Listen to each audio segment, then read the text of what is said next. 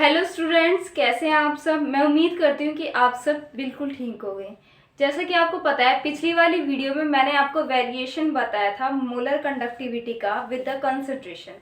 वो वहाँ पर कंप्लीट हो गया था टॉपिक। उसके बाद आज का टॉपिक है इलेक्ट्रोकेमिकल सेल। इलेक्ट्रोकेमिकल सेल क्या होता है और इलेक्ट्रोकेमिकल सेल में क्या होता है। इलेक्ट्रोकेमिकल सेल से पहले हमें जानना है कि इलेक्ट्रोकेमिकल प्रोसेस क्या होता है। जब हमारा एनर्जी कन्वर्जन केमिकल से इलेक्ट्रिकल की तरफ हो, when chemical energy changes into electrical energy, तब हम उसे कहते हैं इलेक्ट्रोकेमिकल प्रोसेस। ये प्रोसेस कंप्लीटली स्पॉन्टेनियस होती है। स्पॉन्टेनियस का मतलब ये अपने आप ही चलती है, मतलब अपने आप ही इनिशिएट होती है और इसे किसी इनिशिएशन की रिक्वायरमेंट नहीं होती। तो ये होता है हमारा इलेक्ट्रोकेमिकल प्रोसेस। इलेक्ट्रोकेमिकल प्रोसेस है तो इलेक्ट्रोकेमिकल सेल में ही होगा। इलेक्ट्रोकेमिकल सेल के लिए जैसे कि आपको दिख रहा है कि मैंने पूरा का पूरा सर्किट बना के रखा हुआ है यहाँ पर इलेक्ट्रोकेमिकल सेल का। इलेक्ट्रोकेमिकल सेल में मैंने दो बीकर लिया, एक में मैंने डाली एनोड की रोड और एक में मैंने डाली कैथोड की रोड।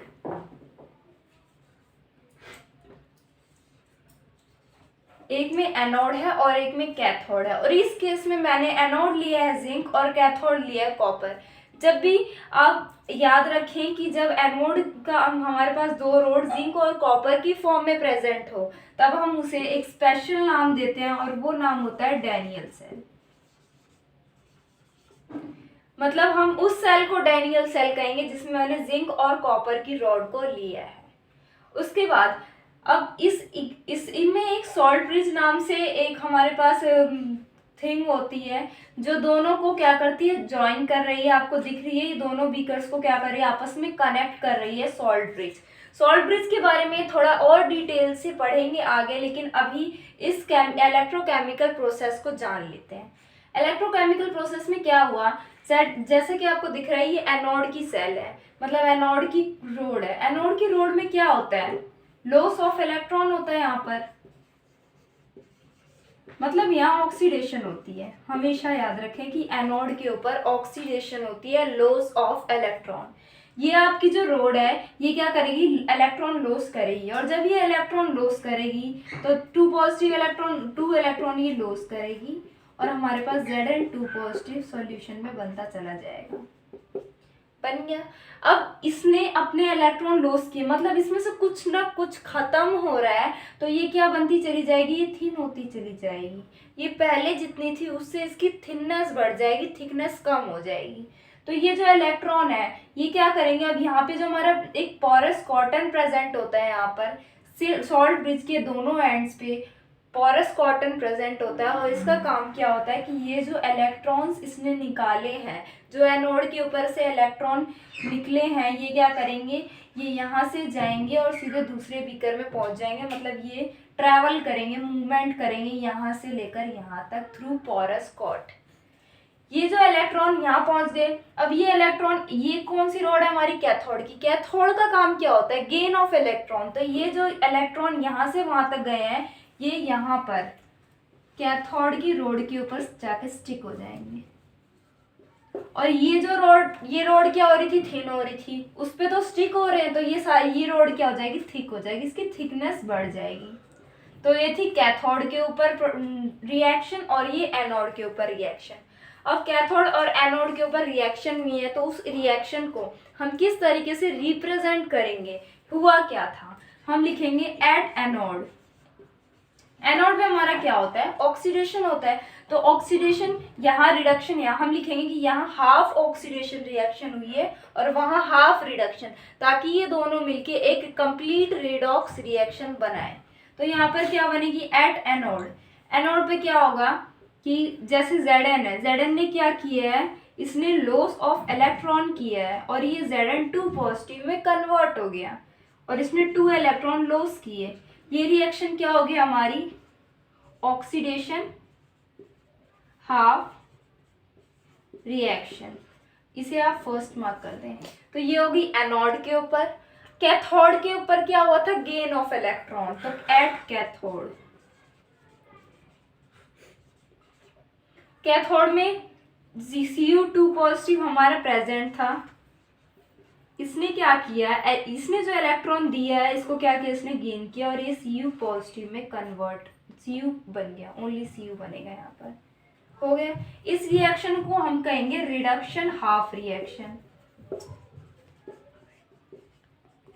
क्योंकि यहाँ गेन ऑफ इलेक्ट्रॉन हो रहा है, तो ये रिडक्शन हाफ रिएक्शन। याद रखें जब भी आप रिएक्शन लिखें तो ये बात याद रखें कि हम यहाँ पर Zn को दिखाएंगे लॉस ऑफ इलेक्ट्रॉन करते हुए, तो यहाँ हमें Zn रखना है, तो यहाँ Zn है तो यहाँ Cu2 पॉजिटिव, उल्टा करो, मतलब दूसरी वाली रॉड का चार्ज के साथ दिखाना है। ऐसे लर्न करने का एक तरीका है, वो बता रही हूँ। और यहाँ इसने लॉस किया था उस तरफ और यहाँ पर इसने गेन कर लिया वही इलेक्ट्रॉन, तो ये बना यहाँ पर। गेन करने के बाद हमारे पास ये बनता है, और अगर आप इसको उल्टा देखोगे तो ये भी दिखेगा आपको कैसे कि Zn2 पॉजिटिव ने 2 इलेक्ट्रॉन गेन करके Zn बनाया, जबकि यहाँ पर लॉस हो रहा है।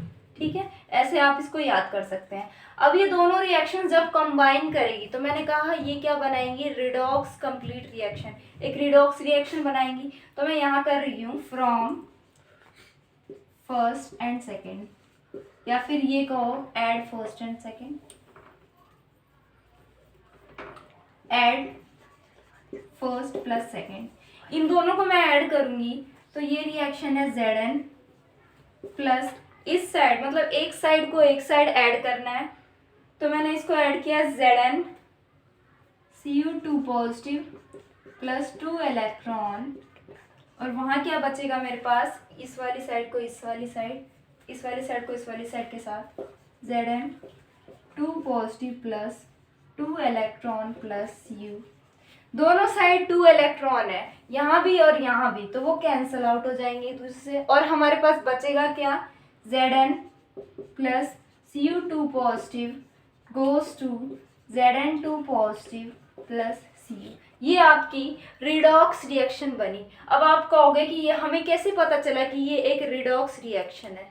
रिडॉक्स रिएक्शन में क्या होता है कि ऑक्सीडेशन भी हो रही है और रिडक्शन भी हो रही है। आपने तो कैलकुलेट करके, मतलब यहाँ पर आपने पूरा का पूरा सॉल्यूशन किया, रिएक्शन लिखी, तब आपको पता चला कि एनोड पे ऑक्सीडेशन हुआ, कैथोड पे रिडक्शन हुआ, दोनों को ऐड किया तो रिडक्शन हो गया। ऐसे कैसे पता लगाएंगे रिएक्शन के थ्रू। आप देखिए यहाँ पर जो Zn है इसकी वैलेंसी 0 है, और यहाँ Zn2 पॉजिटिव के ऊपर चार्ज 2 पॉजिटिव है, यहाँ 2 पॉजिटिव है और Cu के ऊपर 0 चार्ज होगा। तो आप देखो यहाँ ये Zn 0 से कहाँ जा रहा है, 2 पॉजिटिव की तरफ, मतलब चार्ज ऐड हो रहा है। और जब आपका चार्ज बढ़ जाता है ना, किसी भी एलिमेंट एटम के ऊपर आपका चार्ज 0 से बढ़ रहा है, तो वो क्या हो जाएगा, ऑक्सीडेशन होता है वो। तो यहाँ क्या हो रही है, ऑक्सीडेशन। सेम ही रिएक्शन में Cu2 पॉजिटिव से 0 भी बन रहा है, मतलब चार्ज पहले 2 पॉजिटिव था, वो डिक्रीज होके 0 हो गया, तो वो क्या हो जाएगा, रिडक्शन। रिडक्शन वैसे भी आप नॉर्मली अगर इसका मीनिंग जा रहा हो, रिडक्शन क्या होता है, कम होना, तो यहाँ क्या हो रहा है, 2 पॉजिटिव से 0 की तरफ जा रहा है, तो ऑक्सीडेशन भी हो गया, रिडक्शन भी हो गया, और पूरी रिएक्शन क्या हो गई, रिडॉक्स रिएक्शन। तो ये था आपका कि आप रिडॉक्स रिएक्शन कैसे बनाओगे। आप इतना समझ में आ गया। उसके बाद एक क्वेश्चन आता है कि आपको सेल रिप्रेजेंटेशन करके दिखानी है। किसी भी आपको एक रिएक्शन दे दी और आपको उसकी सेल, मान लो मैंने कहा कि इसी की सेल रिप्रेजेंटेशन करके दिखाओ, तो मैं यहाँ पे बता देती हूँ इसकी सेल रिप्रेजेंटेशन कैसे करोगे। पहले तो इसको लिया मैंने एनोड वाले को, ये Zn था, और ये क्या बन गया, एक मैंने लाइन खींची, बीच में लाइन लेनी है कि Zn से क्या बन गया, Zn2 पॉजिटिव बन गया, और ये मान लो कि ये सॉलिड में था और ये एक्वस में था, मतलब आपको ये बताने की कौन सी स्टेट में प्रेजेंट था वो। और बीच में मैंने लिया एक सॉल्ट ब्रिज, सॉल्ट ब्रिज को हम डबल लाइन से रिप्रेजेंट करते हैं। और यहाँ क्या था आपका, फिर Cu2 पॉजिटिव से किस में कन्वर्ट हुआ, वो Cu में कन्वर्ट हुआ। आप यहाँ पर स्टेट की जगह पर उसकी कंसंट्रेशन भी लिख सकते हो, 1 मोलैरिटी 2 मोलैरिटी आप लिख सकते हो। तो ये थी आपकी सेल रिप्रेजेंटेशन। सॉल्ट ब्रिज को आपको ऐसे रिप्रेजेंट करना है, डबल लाइन से। पहले लिखना है जो हमने एनोड के ऊपर Zn से Zn2 पॉजिटिव बना, फिर Cu2 पॉजिटिव से Cu बन गया, और बीच में हमारे पास सॉल्ट ब्रिज प्रेजेंट होता है। तो ये होती है सेल रिप्रेजेंटेशन।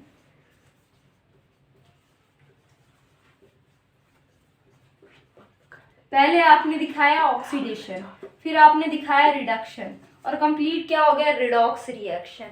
तो ये था हमारा सेल रिप्रेजेंटेशन। आज के इस टॉपिक में ये सब बातें आपको याद रखनी है।